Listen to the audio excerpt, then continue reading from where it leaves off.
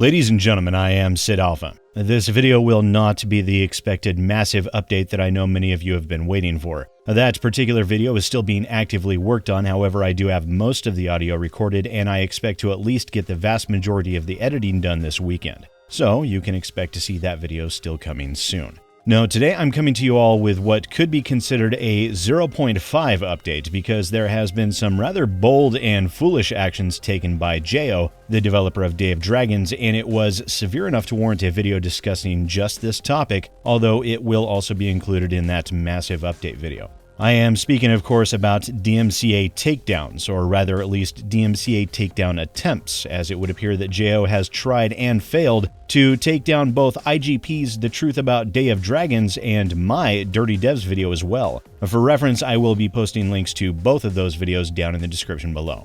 Notice was received last night from IGP via Twitter that JO had attempted to file a DMCA strike against him. However, due to the nature of the video being so obviously within the realm of fair use, YouTube refused to take action.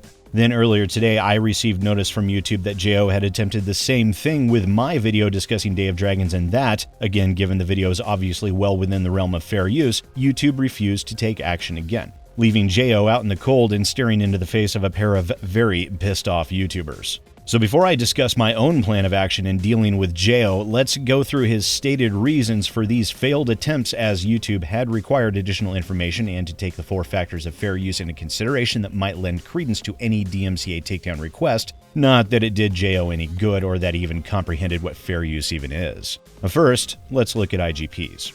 Point 1. The video in which our copyright artworks is shown is monetized video made for commercial purposes to bring revenue to the YouTuber and not to Be Awesome Games. Now, if JO were to actually consider fair use, which he did not seem to be doing, this would attempt to cover the realm of the effect of the use on the potential market. A good example of this is provided by Stanford University, in which an artist used a photograph without permission to create wood sculptures from and then earned money selling those sculptures, depriving the photographer of a potential market. Of course, this is not at all applicable, as IGP's video was critique and critical commentary. Nothing was being sold, there was no saleable market generated, no merchandise sold. The fact that he earned ad revenue is, within this point, completely immaterial and is not a legitimate consideration of what is or is not fair use.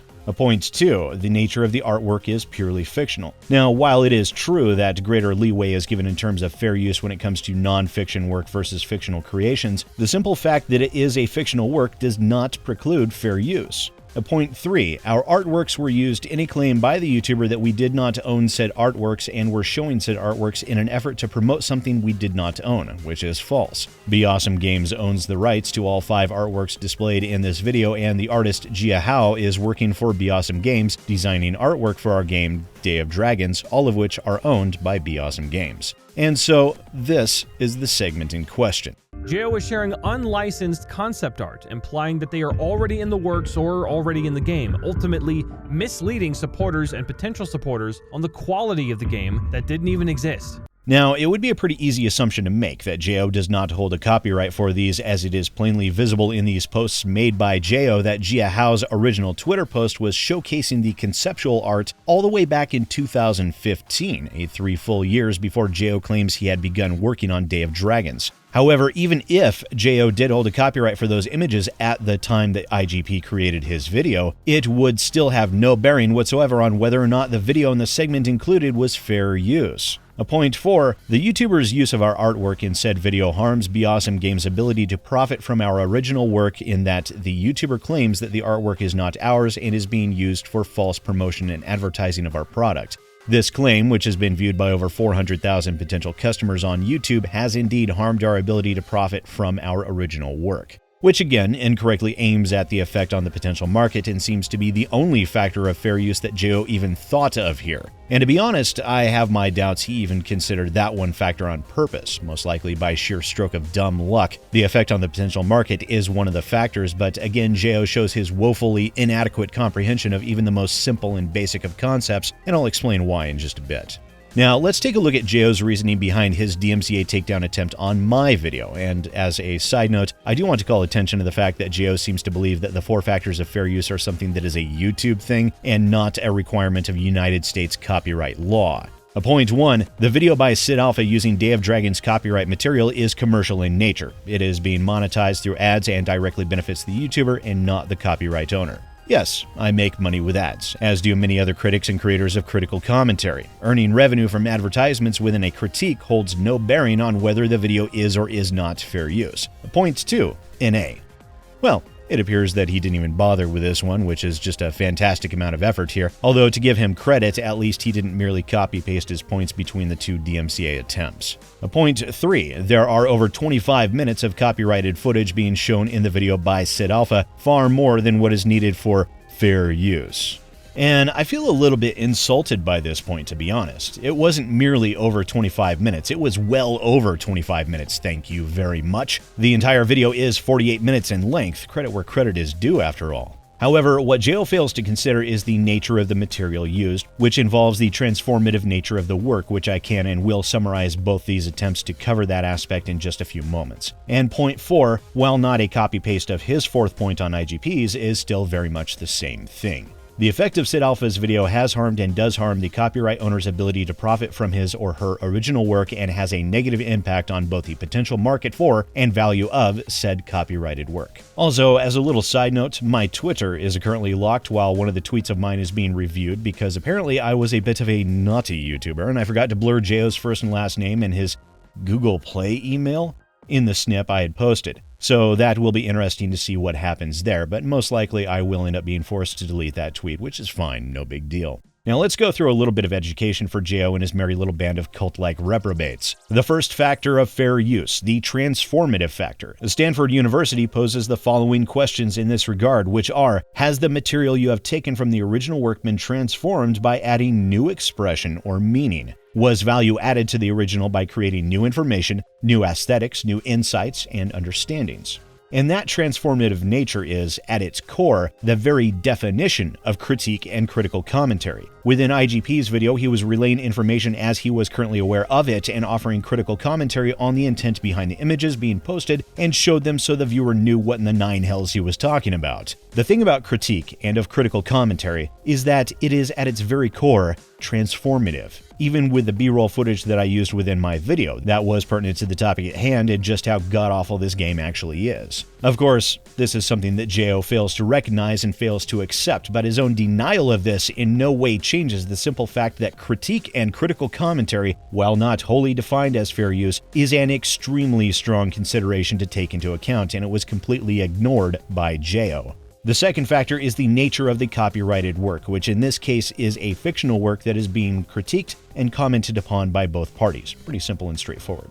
The third factor, the amount and substantiality of the portion taken. Again, in IGP's, he literally showed no more than was absolutely necessary. In my video, it is a little bit more difficult to justify, however, as the gameplay was my own, and the video itself was the very definition of critical commentary, the game footage was a necessary component. Number of seconds within a video game don't matter quite as much as if one were to focus on what could be defined as the heart of the work. However, if you want to talk about substantiality, much as I would like to claim that a game with no meaningful substance has no substantiality, that desert was literally endless, so it could also be argued that the amount shown was an infinitesimal part of the overall work. And the fourth factor, the effect of the use on the potential market. Now, again, as previously discussed, this would be in terms of an infringing party selling a product and in the so doing, depriving the copyright owner of income and a source of revenue. Of course, with J.O., the only thing that entered his tiny little mind was, they're costing me sales. And to that end, I would ask anyone to then consider how literally every movie or book critic or video games critic isn't sued for copyright infringement each and every single time that they produce a critical work that is negative of the end product. And the answer to that is quite simple. Because negative critique and critical commentary that is negative in regards to its subject matter that then costs the owner of that subject matter sales is in no way copyright infringement. The end result of a critique does not determine fair use. The fact that it is critique does. But what J.O. was doing here was not attempting to protect his copyright, no. What he was doing is what J.O. so commonly does. He acted in a puerile, spiteful manner and saw that our videos shedding light on his actions were potentially allowing gamers to be far better informed, and they then chose not to purchase this game or support him and his behavior. What he was doing was attempting to silence critique in the most destructive and despicable manner that someone like him can do. Make spurious use of the DMCA takedown system, which is required to be there by United States law in order to cause direct and deliberate harm to both us and our channels. And while he failed miserably in the attempt, the simple fact that the attempt was made means he may be emboldened to attempt such things in the future. So what I have been doing all day, and what I will continue to do, was I began reaching out to numerous attorneys that specialize in intellectual property, copyright, and DMCA law with the intended purpose of, if actionable, filing a lawsuit against Jayo. I have several consultations lined up throughout the course of the next week to review potential avenues that can be taken. And if there is an actionable path forward, I will most certainly be generating a GoFundMe to help cover the costs as, unlike Jayo, I don't have nearly $750,000 at my disposal. Because what Jayo did here was a complete disregard for the considerations of fair use, and it was a complete disregard for valid professional critique, which is a necessary and vital component of this industry.